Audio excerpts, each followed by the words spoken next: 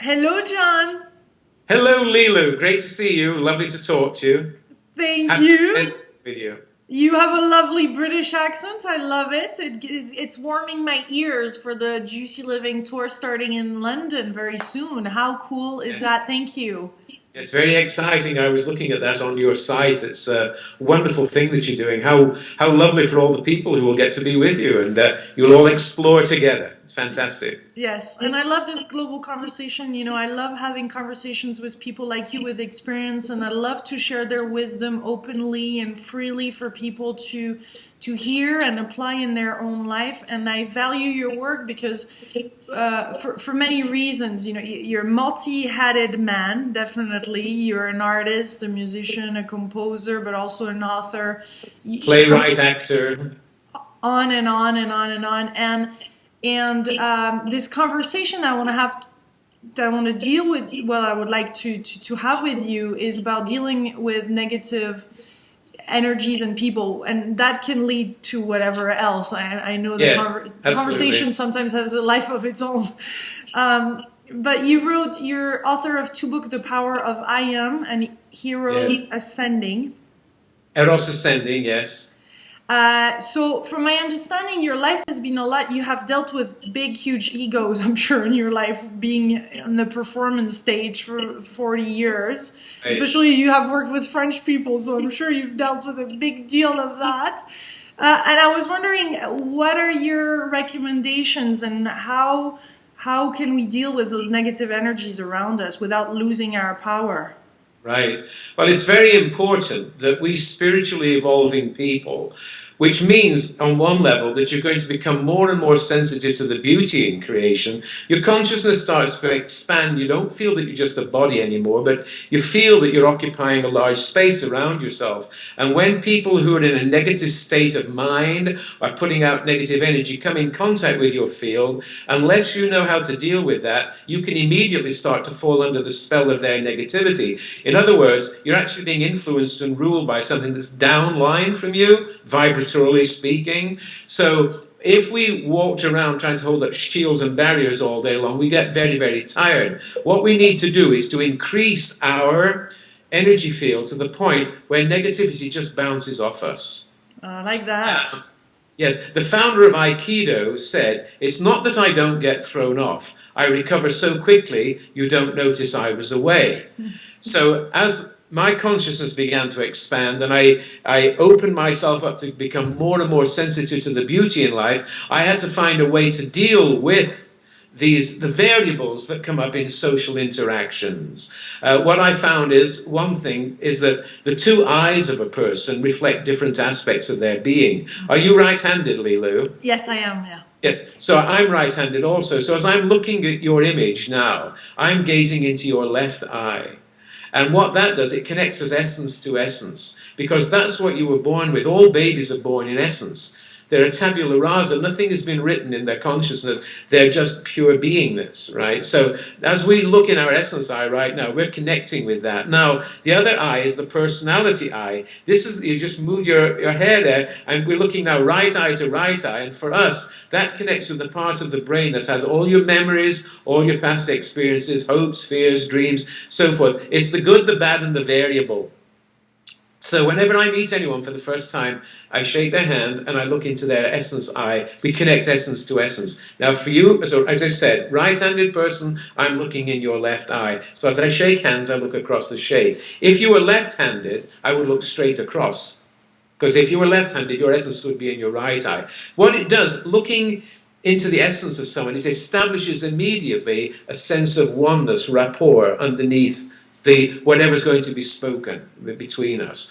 So it's a wonderful way to prepare the stage for a kind of communication that is very free-flowing and very, very open. Now, if you're dealing with an egotist, you talked about egotists. My definition of an egotist is he thinks he is who he thinks he is. This self-identity they've created, and they try to impose that on you, or worse, try to impose upon you who they think you are. Right? So this can be a tricky thing to deal with. So if you look into the essence eye of a person who's an egotist and they don't care about love and connection, they might look at you like this. with a look of contempt, like, so what I do is I look away for a second, then I look into their personality eye, and the unspoken message is, I wouldn't go there if I were you, I'm on to you. It's very Obi-Wan Kenobi. Oh, these are not the ones you're looking for. These are not the one. Off they go, you see. So why should we, as spiritually evolving people, play by the rules that people trapped in the three-dimensional consciousness use all the time to make their way through life? Because it's all done by manipulation, verbal manipulation, pushing, aggressive, this, that, they're trying to be right, trying to one-up and so forth. They're practicing 24 hours a day while we're meditating and tuning in with the infinite and so forth. So we need to bring that power back into our life. I call it mastering life through higher power. Mm-hmm. All the great ones have been able to do that. They can kind of work little miracles here and there. And what a miracle is, it's bringing an energy of higher consciousness into a situation where the vibration is kind of dense and changing the atmosphere. I'm sure that you are very much like my wife, Emily. When you walk in a room, everything lights up. Thank you.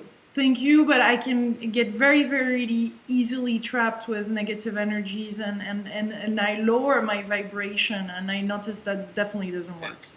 Well, you don't lower it, it starts to lower by itself. But the eye of I am can catch that. Mm-hmm. The eye of I am, you just said? Yes, the eye of your being. Okay. I mean, Lilou is the personal self. I am is the power behind the throne. It's the transcendent being that you were born as, now manifesting as Lilou. We're all actors on the stage of life. Your role is to be Lilou Mace, and you dress her a certain way, and you present that into the world, but it's simply the persona, it's the image through which the divine is trying to manifest its uniqueness on the personal level. Same with me. My assigned role is John Maxwell Taylor. I am that I am, and my personal expression is John Maxwell Taylor. Mm-hmm. If I think I'm just John Maxwell Taylor, then I have no connection with this other. But we don't deny either. The power of I am is about putting both of them together. It's a marriage of me and I, personal self, the transpersonal self. Put them together, go out in the world, and see if you can stand unshaken amidst the crash of falling worlds. Because whether we're missing one part, then if we're missing one part, then we're not in balance, and we're not going to be balanced. It's not going to make any sense. No, and you see many spiritual people who they get into the three upper chakras and they cut off the lower part of their body. Yes. They can't manifest because they're denying the earth experience. They're not healthy. All of these problems, we need to be fully present right down. The soul needs to be present right down to the soles of our feet. Yeah, that's basic. That's basically what it's about, and I've trained myself over the years to be able to do that. It's, the bliss is easy, Lilou. It's living that's hard. Living in a world where people don't know anything about spiritual dimensions and other possibilities and so forth. But we can walk through this world like kings and queens, unassailed by the madness around us. George Bernard Shaw once said, the planet Earth is the lunatic asylum of the galaxy. And if you look at what's going on all around the world, there's always been madness on the surface of life. Beneath it, there is the depth of huge potential, which is what you tap into, and it's what you take people on your tours. I'm sure that you're living on that level, moving through the modern world with an extra dimensionality of companionship and adventure that is very empowering for people, and we all need to learn how to do this right now, because it's a time of spiritual heroism. Mm-hmm. We need to be heroic, not in our, oh yes, I'm heroic, not that type of thing, but to embody the power of spirit in your life, no matter what's going on you. That's true heroism. See? Mm-hmm. No matter what's going on around you, that's spiritual heroism. Yeah. And if you get thrown off, you get back on your horse straight away. You bring yourself back to the center where the vibration of the I am, which is actually in the spine and the brain. The spine is the first thing that forms in the body after the medulla. The spine forms, and that's what pulsates with the I am energy, and also in the brainstem. This is the tree of life. When Moses saw the burning bush, he was looking within and saw his spine and brain, which looks like a tree all lit up with this divine energy. So merging that energy with the personal self, and you can have fun. Obviously, Lilou, you're a person who enjoys life very, very much, and I love playing John Maxwell Taylor. He's a lot of fun, he can sing and he can act. So wouldn't you agree that imagination, the imaginary is a big part of living really this abundant, juicy, magical life. Yes. Well, as a person who's cranking out plays and music and non-stop, about 20 years ago, I managed to get the gusher of my creativity, the lid off it, boom, so it's streaming out all the time. Then I had to cap it and let it out when I wanted, but I'm extremely highly imaginative, and I can visualize, like if I were sitting in a room with you and I closed my eyes for a second, I would see you as clearly with my eyes closed as I would with my eyes open. So to visualize the better life that you want, you actually have to be able to hold what it is you want like a hologram in your consciousness. Then you project it out through your spiritual eye and your heart into the akasha, the energy that's all around, and lo and behold, it shows up. But you do have to be very careful and make sure that what you want is really what you want, because it will show up. And things have shown up in my life. No, I was just kidding. I was just no, I don't want that. Thank you. And tell us about the intangible or the unmanifested,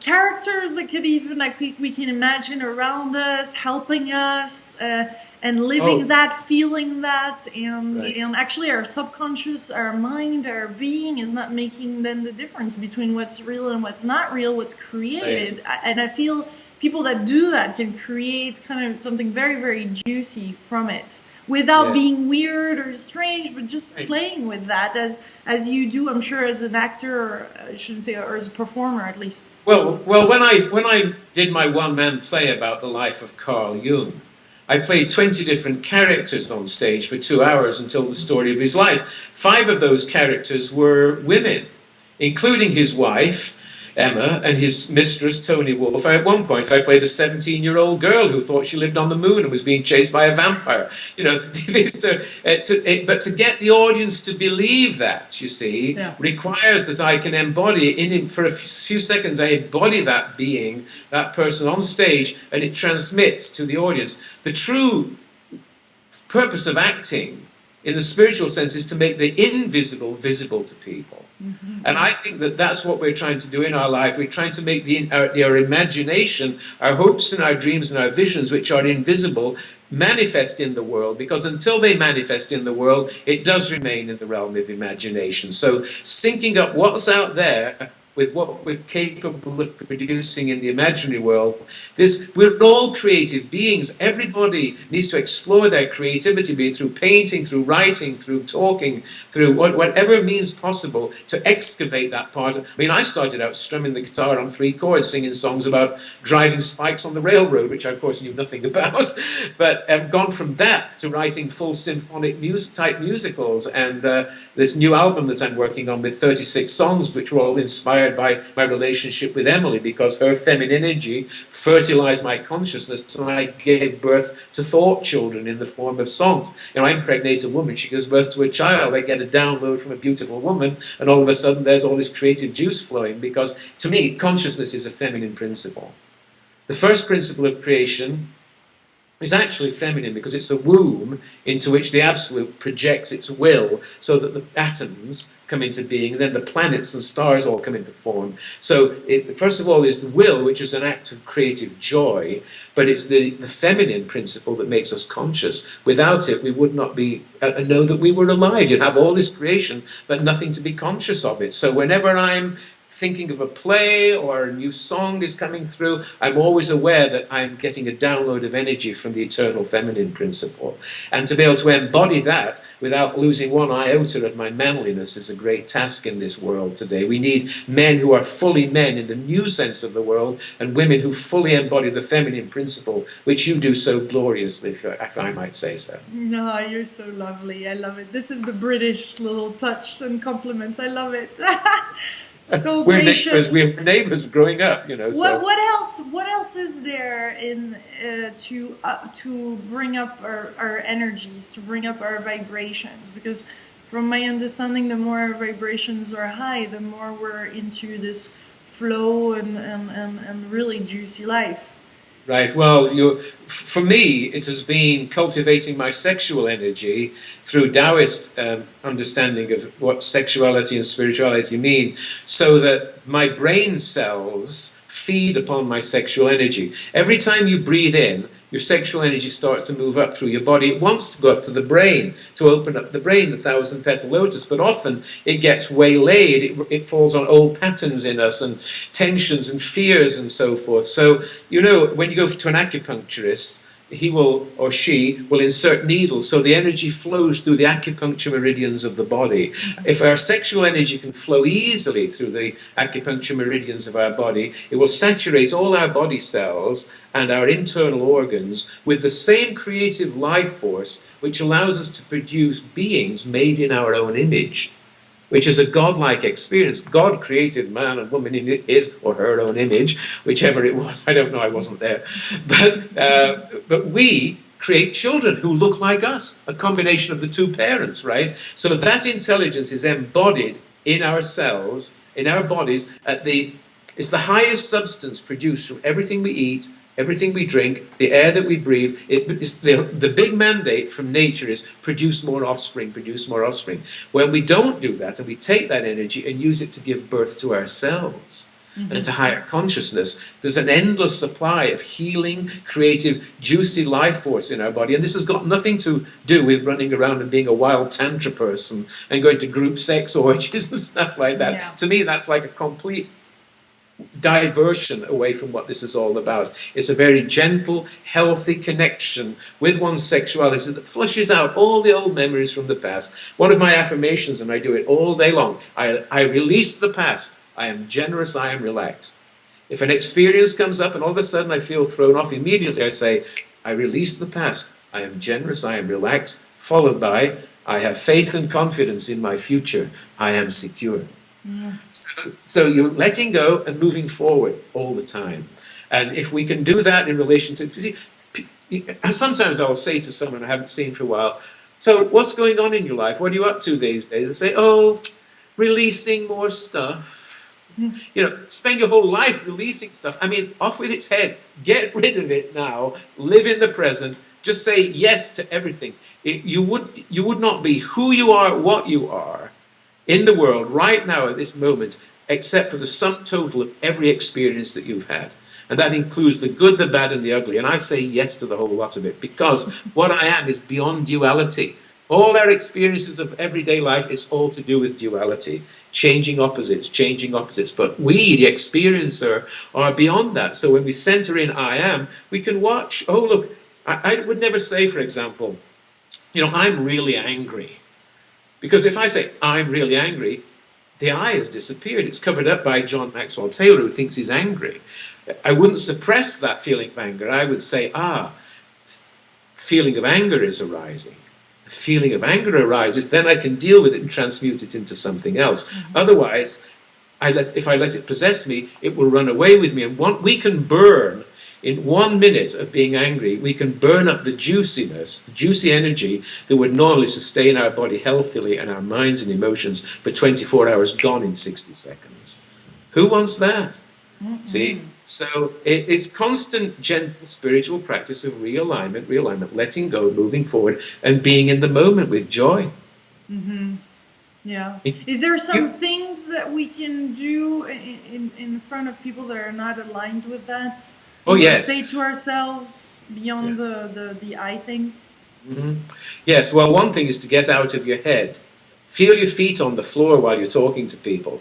Feel that you have roots growing out of your feet. And they're you know, most people are in their heads today. It's the age of information. You know, obviously they're talking, words. But words are just symbols to describe events, ideas, people, places, stuff. It's a language of symbols, right? But if we get too much of that going on in our head, it eats up our emotional energy and so forth. So what I'm doing, I'm bringing mentally, I'm just kind of bringing myself down to my feet all the time, like grounding down. As I'm speaking to you now, you see my head speaking to you, but I'm centered in here, in my chest, and particularly in my stomach, just below here, because this is where the vital force is. So as I look at you now, and as we're talking about this, I'm now becoming aware of every part of my body simultaneously. And as I look at you, there's a sort of a feeling as a presence starting to gather in and around me, you see. So if I'm talking to someone, all of a sudden I feel that, I'll give you a story. My mother, right, a typical British type person, I like to complain and moan about everything. You know, there's Uspensky said, an English education consists in the acquisition of a good set of negative attitudes, right? So a few here, no offense to our British viewers, please, because I love my British heritage, but there's a bit of a tendency to complain about stuff, you know. But anyway, I went to visit my mother, and we lived in Wales, you know, so I get to my sister's house, call my mother up, and says, "Oh, hi, Mum, I'm here." She says, "Oh, come on over, we'll have a good moan." No. So anyway, a couple of days later, I was in the car with my mother waiting for my son, who was gone to do a little errand in the shops nearby. And all of a sudden, my mother began to, she got out what I call her psychological violin. She began to sing these complaining songs, like, if only we hadn't done this, and if only that, you know. And I immediately began to, this sinking feeling arose, the kind of, I felt it when I was a child. It's what made me want to leave home in the first place, right? So I looked out of the window for a second, and then I sensed and felt the totality of my being, and the presence came. And then I turned, and I looked at her, and I just sort of gazed in the general direction of her personality eye while I'm vibrating with all this energy. And all of a sudden she says, "Stop trying to hypnotize me." Now, I wasn't trying to hypnotize her, Lilou. I was trying to stop myself being hypnotized by my old programming. Interesting, yeah. That's the key, you see, because that's what happens. You get around people, you fall under their spell. Yeah. You know, we talk about the illusion and people are asleep and everything. What happens is we tend to get hypnotized by whoever we're talking to unless we stay conscious. Mm-hmm. And what you and I are doing, we're having a very conscious conversation today, mm-hmm. because as we talk, we remember ourselves.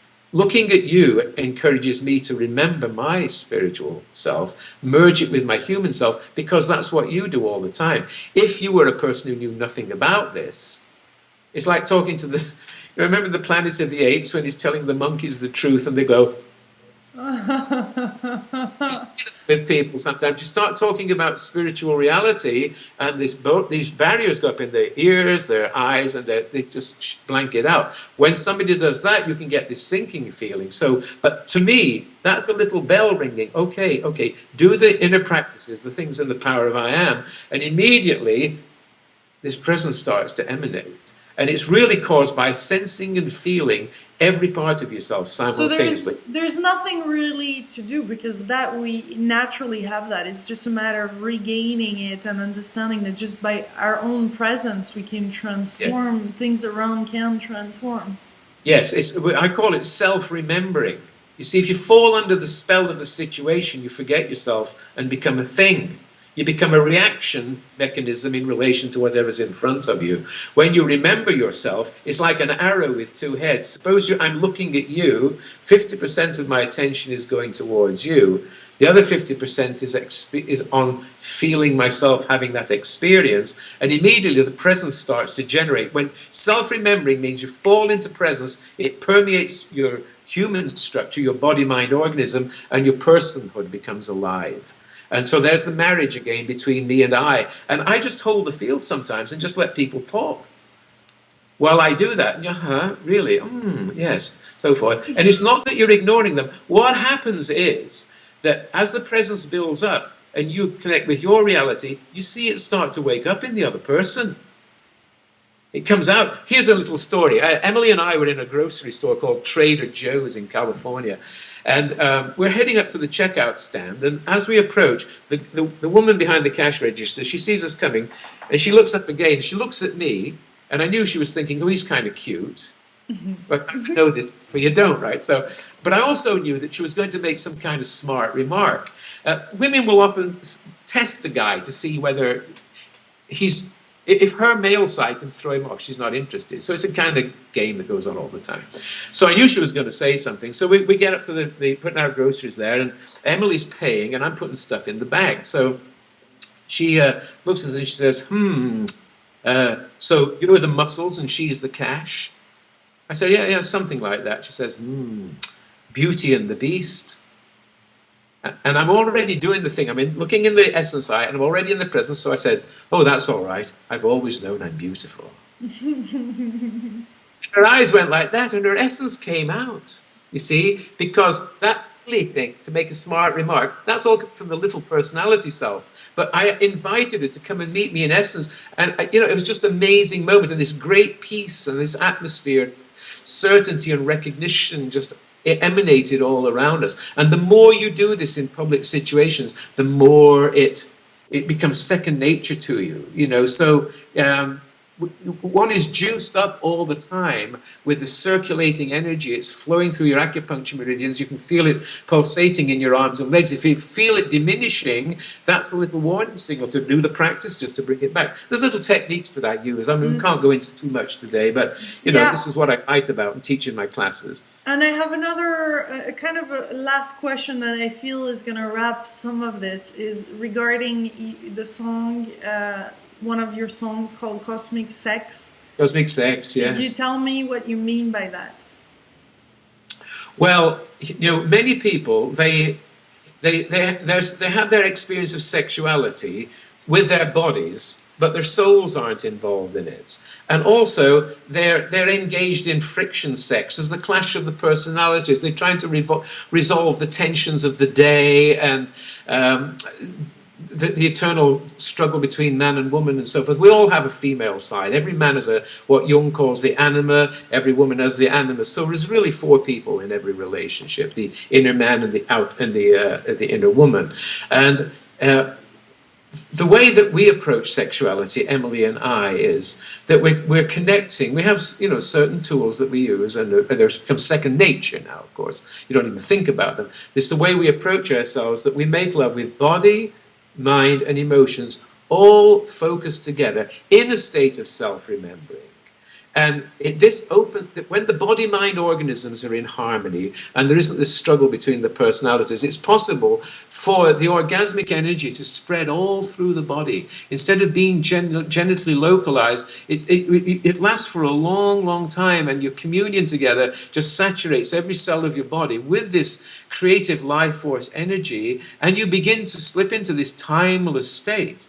And it's a way of feeling that heaven is making love to the earth through you.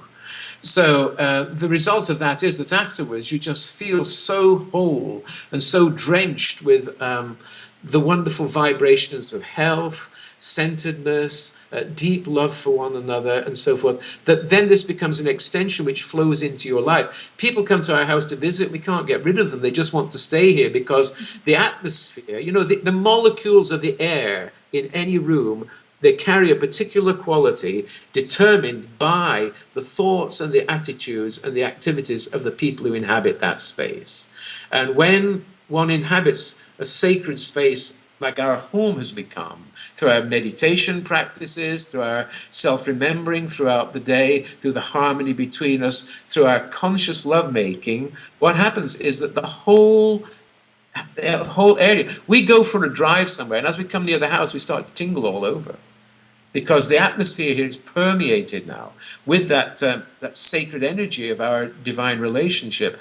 And one can do this if one is single, by having that marriage within oneself between the feminine feeling function and the physical or the mental male aspect. It's a marriage of the yin and the yang within the two of you. And ultimately, you can actually, when I go for a walk, I can feel the sky is making love to the earth. So I wrote the song Cosmic Sex about that. The verses, which have a certain amount of tension, it's about the friction sex attitude which rules the world. This tension between man and woman and so forth. The chorus is this expansion into the vision. It's very George Harrison in a way. I love George. He was very bold about singing about the divine, so he kind of set the path for that. So it's very melodic, but it's all about the divine lovemaking. And then at the end, in the coda, Emily and I exchange verbally, in a spoken word, the flow of love between us. She says a line, I say a line. It's because we wanted people to feel the vibration of that love in the song. The CD's not out yet, it'll be out in a couple of months, but that's just one of the samples of it. So does that explain it? I hope so. Yeah, this is wonderful. Well, thank you, John, for this delicious conversation. I wish you were still living in England and not in Ohio, so we can meet in person and I can do this interview in England. But who knows, maybe you'll be back in Europe someday. Yes, I go back to Wales to visit my relatives sometimes, and Wales. if you you're in our area, we would love to have you in our wonderful home. And Thank you. I just applaud you for all the work that you're doing, and most of all for the steadiness of being that you embody. I'm sure many people feel it, that you are a mobile transmitting station for spirit. I love that. Oh my goodness, this is good. Thank you. Thank you so much. Thank you. Really enjoyed this conversation and your presence, and I'm excited to share it online with as many people around the world as possible. Wonderful, yes. And kiss England for me. Yes, I will. The soil. Yeah, and France too. And Bye-bye. France.